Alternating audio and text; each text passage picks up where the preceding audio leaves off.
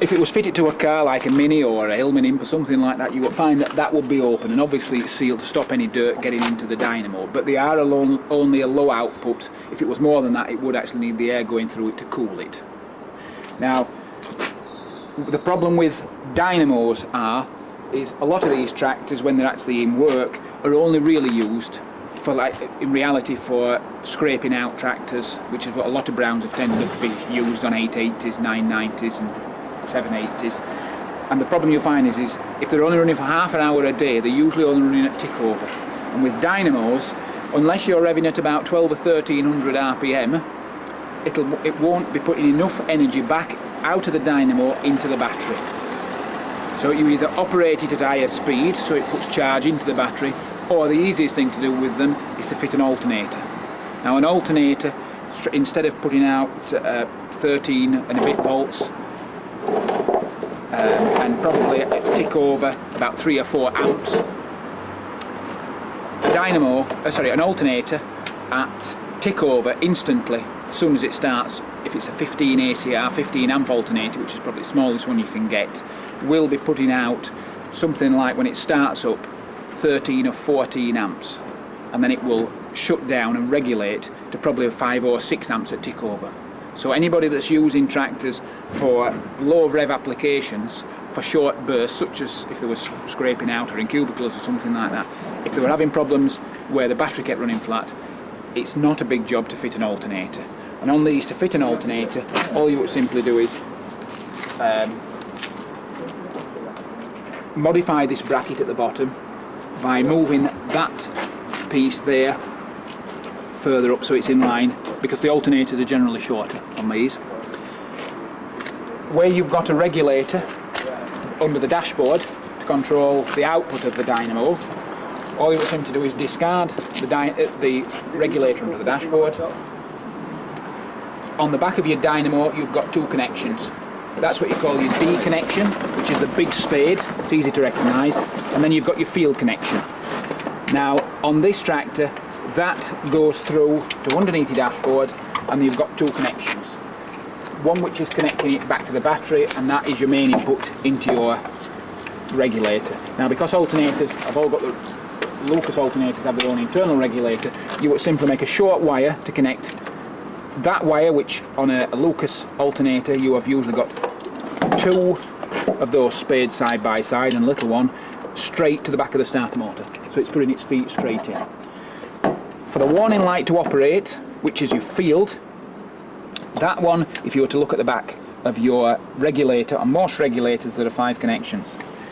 There's what you call your field wire, which is coming from your dynamo.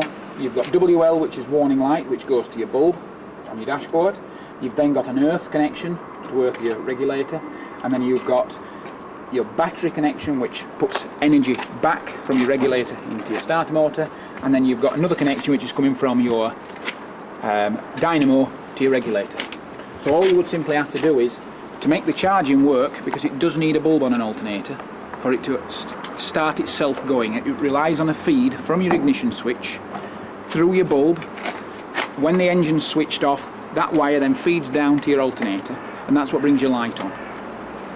As soon as you then start your tractor, that feed that's going into your alternator tells it to start charging. As soon as it starts charging, it then sends 12 volts, or 14 volts if you like, back up that same line. And because you've got a feed coming from your battery via your ignition switch to one side of your bulb connection, and at the other side you've got a feed from your alternator pushing back the other way, it cancels out the voltage of the bulb, so the light extinguishes, and that's how the light goes. Right, so if we pack that with some fresh grease now and put it back on its carrier, well, you can hear that now, different note altogether.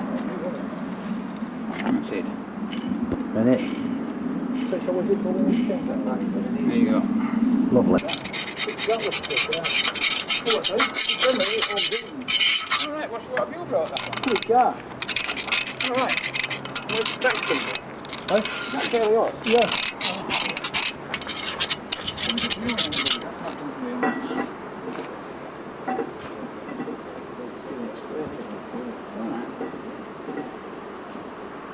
Right, can you pull that about it way? Right, now we've got to remember that we've got to put this back on. So we'll put it all back together. Like that. That goes into there like that. Sit that plate in at front. Now it should say on it flywheel side, does it? Can you read it? Try it other side. That'll do. Put it biggest post outside. I think that's it. Right, just pop it back on.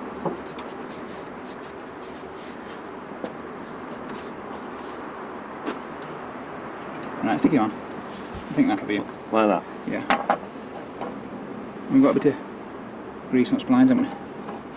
That's it, lovely. Just clear that off so it don't fly off and go into cover. Right.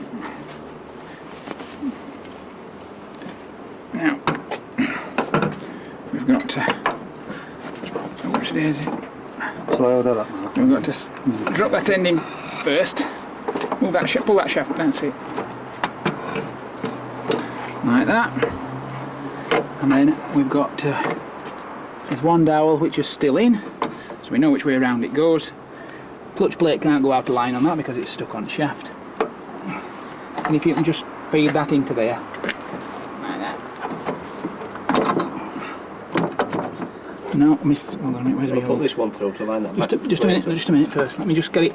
No, we can do that in a second. Let's just get it all something like in line. Right. So it's not gonna. Right, put that shaft in now. Just try it. Push it right in. Go on. Go on. Is that gone right in now? That's him. That should be right. That should be driving in. So now what we can do is we just put his bolts in. So I'm going to start putting the bolts back together again for that. Pull them up. Ah! Sugar.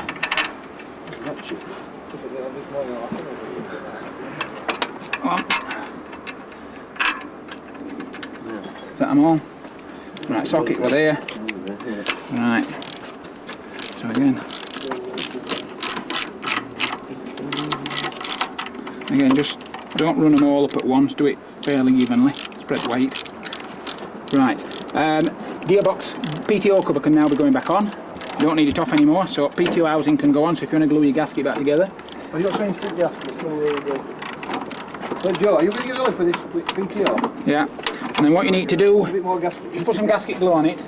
And then what you need to do whilst you're putting it on is use one of these long bolts out at gearbox. There's 2 guide bolts. Right. So you're not both fighting and pulling against each other, and it'll run on cleanly. Because what you don't want is you don't want to bend that pipe. Pull as you that put back, it Mark. Shall we put that gasket back or put some... No, put some instant gasket on it, but put gasket on. Don't pull it off. Leave it on. And put some in. Well, hold on a minute. Let's think. No, just take it off and put some instant on. It's instant gasket, isn't it? Yeah. Right, we'll use that. Put plenty on. Right, just sorry. Well, look, I've left that. There's a gasket over. Pass it, instant gasket, is it? Yeah. Down up floor. So again, rotate, climb it around, and as we go, take bolts out. Yeah, I've got another tube in the car.